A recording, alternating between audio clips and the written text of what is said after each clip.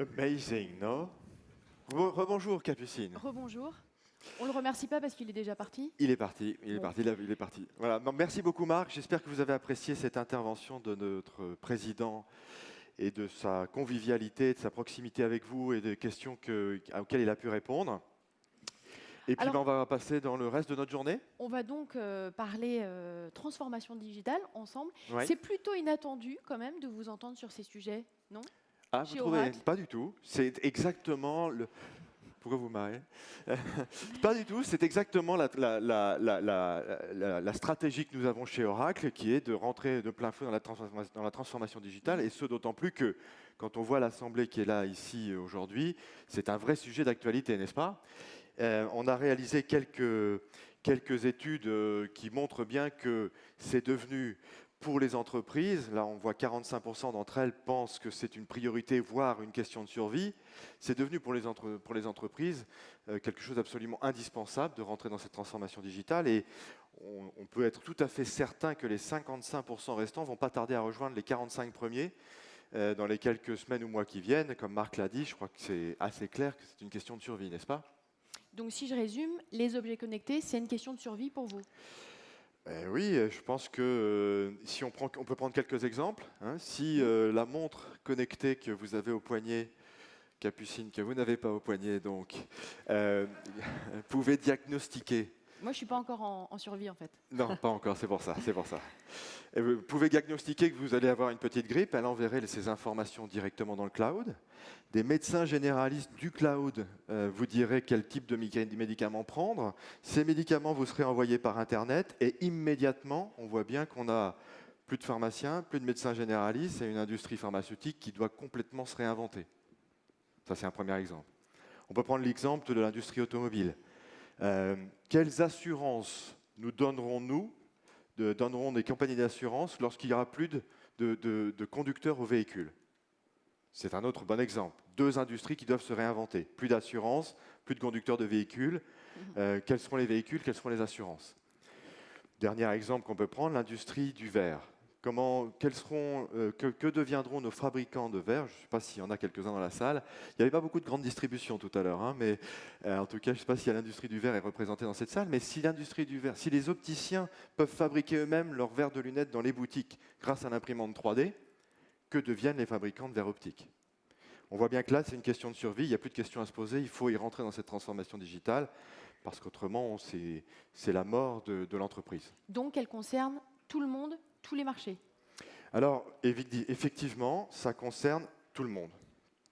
Marc en a parlé, ça concerne en premier le CEO, il a bien expliqué les raisons pour lesquelles ça concernait le CEO, trouver de nouveaux marchés, trouver de nouveaux relais de croissance, tout en continuant à faire tourner la maison qui existe aujourd'hui. C'est évidemment un profond changement du marketing. On ne fait plus le marketing comme avant, on n'achète plus d'espace publicitaire à la télé, on entre dans les réseaux sociaux. C'est évidemment un profond changement pour le commercial. Un commercial, est-ce que vous savez que 60% d'une opportunité commerciale est déjà faite avant même qu'un commercial ait contacté son client? Autrement dit, vous avez déjà acheté votre produit ou presque avant même qu'un commercial vous ait contacté. Si vous n'êtes pas très utilisateur des réseaux sociaux, vous ne pouvez pas gagner la partie. Donc les commerciaux doivent changer aussi. Et puis évidemment les ressources humaines. On ne recrute plus les mêmes personnes qu'avant. Je ne sais pas comment ils feront aux États-Unis avec les 43% de personnes qui vont partir dans pas longtemps. Mais en tout cas, il va falloir recruter d'autres personnes, les motiver autrement et les évaluer autrement aussi. Autrement dit, effectivement, les ressources humaines sont aussi impactées. Donc c'est une vraie résolution. Et au milieu de ça, il y a effectivement la direction informatique. Alors pour la direction informatique, je crois que c'est un des métiers les plus difficiles aujourd'hui qu'on ait dans l'informatique, c'est le directeur informatique, parce qu'il est sous pression de deux choses. La première, c'est de répondre à ces enjeux de transformation digitale que ses utilisateurs lui demandent de remplir le plus rapidement possible. Tous ces sujets qu'on vient de voir avec Marc. Et donc il est sous pression d'apporter des réponses à ça. C'est une question de survie de l'entreprise. Mais en même temps, il doit absolument faire en sorte que ce qui marche aujourd'hui continue de fonctionner. Parce que si les systèmes d'information qui font fabriquer les voitures s'arrêtent, Il n'y aura jamais de transformation digitale puisqu'il n'y aura plus d'entreprise. Donc l'enjeu pour le directeur informatique, lui, pour la fonction informatique, c'est de répondre à ces deux enjeux, à la fois rentrer dans le digital et à la fois continuer de faire tourner ce qui existe déjà. Alors vous avez l'air très calé chez Oracle, vous m'avez à peu près convaincu, mais au-delà des chiffres, des concepts, comment est-ce que vous faites concrètement pour installer justement, pour faire rentrer cette transformation digitale au sein même des entreprises? C'est ça qu'ils ont envie de savoir. Ouais. Alors d'abord, effectivement, comme on le voyait sur le slide précédent, on a l'impression que c'est très compliqué. Donc l'enjeu pour Oracle et ce sur quoi nous travaillons et que nous proposons aujourd'hui, c'est comment simplifier cette informatique de façon à ce que l'informatique ne soit plus vécue comme un frein au changement ou à l'innovation, mais comme un partenaire clé pour le succès du changement ou de l'innovation. Et donc notre vision, telle que Marc vous l'a présentée tout à l'heure, c'est nous ne cherchons pas à recréer des silos ou à avoir des solutions qui sont dédiées à une activité uniquement. Nous proposons des solutions qui sont dites best of breed, donc les meilleures sur leur marché, le meilleur du marketing, le meilleur des ressources humaines, le meilleur du service ou le meilleur de la fonction finance. Ça, c'est pour la partie application. Nous apportons des solutions de développement dans le cloud également, de façon à ce que les directions informatiques puissent développer leurs propres applications dans le cloud en complément de ce que nous proposons ou à côté de ce que nous proposons. Évidemment, nous avons des solutions d'infrastructure as a service pour flexibiliser, fluidifier l'évolution du système d'information et afin que les directions informatiques puissent aller plus vite dans le changement. Mais nous n'oublions pas que le système en place doit continuer d'exister, on appelle ça ici le legacy, et donc que ces solutions du cloud doivent s'intégrer, comme la question qu'a posée monsieur tout à l'heure, doivent s'intégrer au système en place, doivent continuer d'évoluer, doivent être sécurisées, et évidemment, avec tout ça, nous avons des solutions qui nous permettent également de proposer aux CEO ou aux patrons d'entreprise d'avoir un meilleur accès à l'information, de mieux anticiper les changements du marché pour mieux choisir les marchés sur lesquels ils doivent aller demain. Ça, c'est la partie Big Data, dont on parlera juste après sur la table ronde suivante. Alors justement, excellente passerelle pour vous parler du petit programme de cette matinée, donc, qui va s'articuler autour de deux moments forts, deux tables rondes. La première sur l'expérience client, la seconde justement sur le Big Data. Et puis en fin de matinée, on aura donc un invité, un peu guest star, deuxième guest star, qui sera donc Gilles Babinet. Gilles Babinet, exactement. Ça. Gilles Babinet nous rejoindra. Gilles Babinet qui est créateur de start-up. Oui, Digital Champion. Digital. Voilà. Et puis on va remercier nos partenaires pour la journée qui nous ont aidés à construire cette journée avec nous.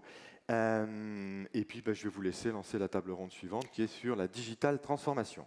Exactement, donc la transformation digitale qui bouscule les lignes établies évidemment et qui offre de nouvelles opportunités. Mais qu'en est-il pour le client? C'est ce qu'on va voir tout de suite.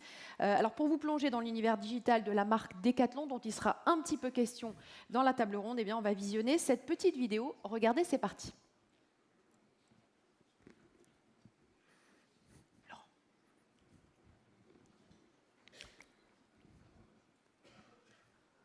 C'est parti? Ou pas?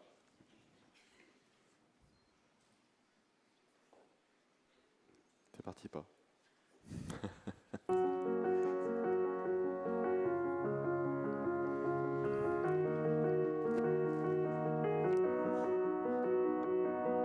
Lucie est une jeune trentenaire qui habite au centre-ville de Lyon et qui a pour habitude de se rendre au travail en vélo. Afin de s'offrir un nouveau vélo, elle fait une recherche sur Google et arrive sur le forum des clients de Decathlon et consulte les avis des clients sur les produits proposés par la marque. Elle s'inscrit sur le forum et crée un post demandant conseil sur l'achat d'un nouveau vélo qu'elle veut utiliser surtout en ville. Elle reçoit de nombreux avis de la communauté et aime particulièrement les suggestions de Florence, une contributrice renommée au sein du forum. Florence lui conseille une marque de vélo répondant à ses besoins. Lucie se rend donc sur le site de decathlon.fr afin de concrétiser son achat. Cependant, après plusieurs minutes de navigation, elle hésite entre deux modèles. Le système lui propose automatiquement de se faire contacter par un conseiller pour l'accompagner dans son choix. Elle voit apparaître un bouton d'appel, elle clique et renseigne son numéro de téléphone. Elle est appelée immédiatement par Sandrine, agent du centre de relations clients spécialisé sur la vente en ligne. Sandrine a en temps réel accès à la fiche client de Lucie, où elle peut consulter les récentes activités de Lucie et normalement son activité sur la page communautaire de Decathlon et le panier en cours sur le site de e-commerce. Sandrine lui conseille le vélo de ville Elops 320 Between. Elle lui propose une co-navigation afin de la guider jusqu'à la bonne page. Lucie est très satisfaite et Sandrine lui propose en plus un casque assorti afin de faire ses trajets quotidiens en toute sécurité.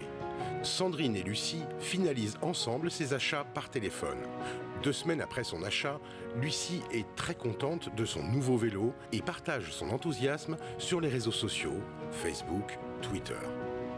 Quelques mois plus tard, Lucie reçoit un SMS lui conseillant de surveiller régulièrement l'usure de ses pneus. Elle note que ceux-ci sont usés et se rend à son magasin pour en acheter de nouveaux. Eric, le responsable du rayon vélo chez Decathlon, lui demande la référence de son vélo. Malheureusement, Lucie n'a pas pris le temps de noter la référence exacte. Grâce à son application mobile de relations clients, Eric retrouve la fiche client et l'historique des achats de Lucie. Il trouve la référence des pneus en consultant la fiche technique disponible dans la base de données. Et après avoir proposé des pneus adéquats, Eric lui envoie par email une page avec une vidéo montrant comment monter de nouveaux pneus sur son vélo.